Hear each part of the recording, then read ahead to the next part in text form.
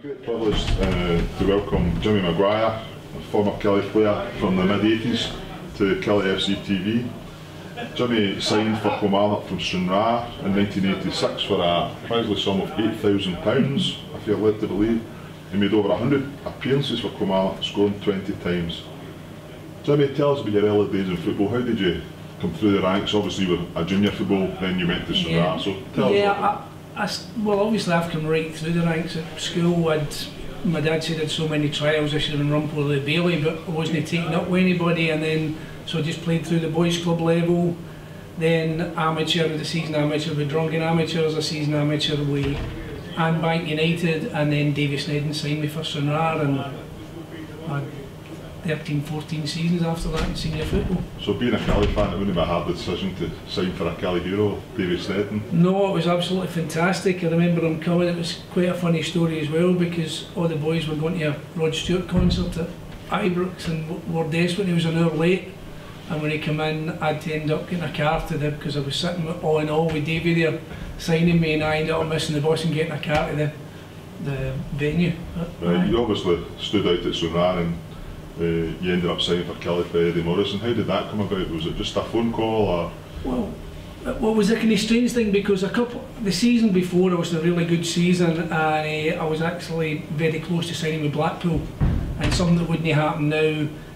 Stranraer played me on the Saturday and I was going to Blackpool on the Monday and I broke my leg at a broth, and then I came back the next season and I'd started doing reasonably well, but the club wasn't doing very well, and they actually sacked Davy Snedden as a manager.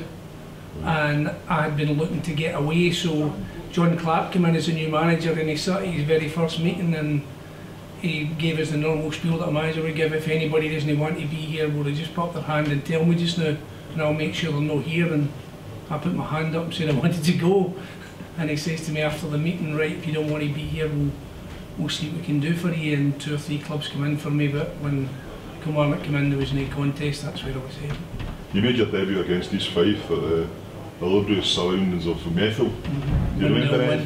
Do you remember that? A 1-0 win, and I actually remember having a pretty quiet game and getting up on the bus and being absolutely terrified, sitting beside players that I'd watched on the terrace and admired for years. And Sammy McGivern, to his credit, Sammy was fantastic, kept me level that day and kept me alright, and he kept saying to me on the bus, look Jimmy, don't worry about it, you'll probably be on the bench and you'll be a sub, and I know what's going to happen. He'll take Eddie McNabb off and you'll come on and you'll play the last 30 minutes and you'll be alongside me. And when he named the team I was playing in, Sammy wasn't even a sub. So it's quite a funny story as well. And he wasn't very pleased. So Sammy's never spoken to you since? Well, just about, I took Sammy's place for the day. You scored over 20 goals for Killie. What was the best goal you can remember? I don't know about the best one, but my most memorable one was against Ayr United in a 3-2 win at the end of the season. The second last day of the season, and Ayr had to win to have any chance of staying up. And it was 2 weeks and there was just a few minutes left, and Ayr were pounding their goal looking for the winner, and it was a big long clearance, and it was a chase with me and Ian McAllister, and I got there first and rounded Hugh's throat and just rolled the ball into the net. And to think that I'd scored the goal that had officially relegated Ayr United will take some doing. Yes, as a Killie fan, that just caps everything. That was it. And I met a lot of the boys that night, and we had some night in the Wheatsheaf Hotel, and I wasn't enough of Nick on the Sunday, I'll tell you. You say you played a lot of Killie players that you'd looked up to in the terraces. Who was the best Killie player you played with? Who do you remember that stands out in that team? The person that I admired most was Stuart McLean. Stuart sort of played left back, and I really enjoyed playing in front of Stuart. Ian Bryson as well on the left hand side, but Eddie Morrison gave me a sort of specific role because I had to get forward, but when it broke down he wanted me back. So long before you hear of these guys doubling up, Eddie Morrison and me doing that with Stuart, and Stuart always kept me right, and I learned so much from Stuart. It was fantastic, so that sticks out in my mind to play with him. Obviously Eddie's time as manager was never so successful as he was a player. What was he like as a manager? Was he? I loved him. He was wholehearted. You knew exactly where you were. He wore his heart on his sleeve, and he was Kilmarnock through and through. There's no doubt about that. And whatever feelings he had, it wasn't because he didn't want to be successful or didn't love the club. But I certainly enjoyed playing under him. Right.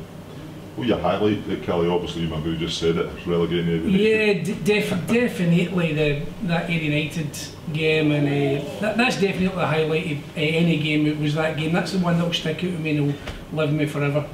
Bobby, as Eddie left the club and Jim Fleeting come in, what was the difference between Eddie and Jim? This was the start of the revolution, if you want. This was the start of the revolution, and what the Fleeting's done for the club was absolutely fantastic. Unfortunately, Jim was honest enough with the finish up and said that they needed money to bring in the players that he wanted to the club.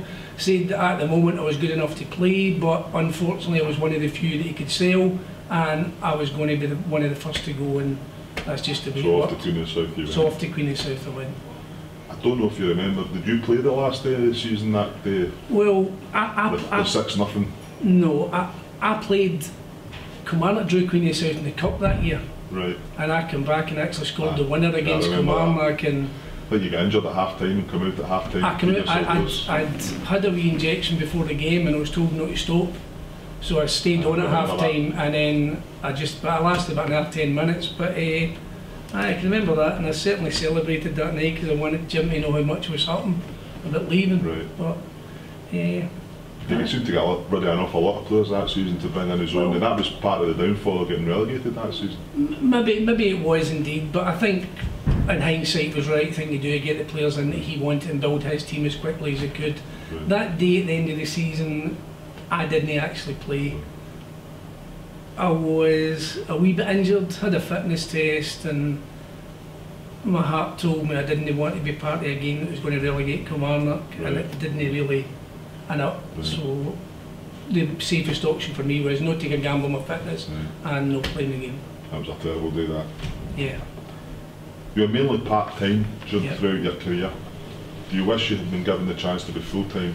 And do you think that would have made a big difference? John Butt said to me a few weeks ago, if we had been full-time, it would have made such a difference. Yeah, definitely when I was younger. I think maybe when Jim Fleeting came, he knew people were going to be going full-time, and maybe one of the reasons he got rid of me was that I was in a decent job, and at that age where it wasn't, I didn't think it was going to be a good move for me to take 15 months and then do a job or whatever.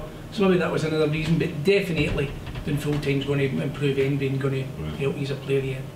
You've already said to me off camera that you can't get to as many colour games as you want, but you still follow the club. I started following the club, as I spoke to you off camera, when I was a very young boy. My best pal Kenny Steele, his uncle was there at McDickin. We used to play our games in the morning, go and get Kenny's mum, and we were down at Rugby Park in the afternoon. And I learned to support the club. I love the club, I still love the club now. This is my team. Fantastic. And a message to all Killie fans this new year? I'll listen to all Killie fans is let's get behind the team, forget about what's happening off the park now, let's be supporters. And we're Killie till we die, aren't we? And Absolutely. That's what we're saying. Just give it everything you've got and let's get behind the team, and let's get us safe this year and back up to where we should be in the top 6 next year. Jimmy, it's been a pleasure. Thank you very much. Thank you.